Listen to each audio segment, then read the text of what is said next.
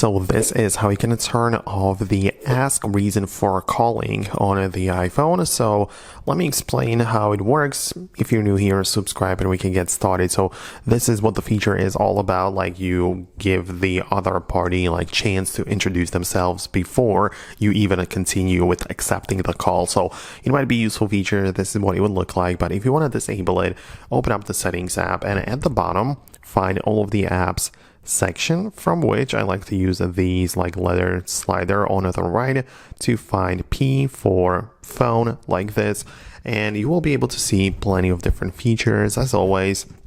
But below we have the screen unknown callers, and for me it is set to ask reason for calling, which is the thing which you want to turn off, right? So you can either switch it to silence all unknown callers, which would be even kind of like stricter because you don't need to give them any chance at all, or you can choose it to be never, meaning that anyone can call you anytime they want. So that's like these are the options you have. So you can either push it to one direction or the other, but in either case, you disabled the ask reason for calling feature, and that's probably what you wanted to do. So let me know your thoughts and opinions about it below. I'm going to wrap it up right now. Subscribe for more, and I'll see you in the next videos as well.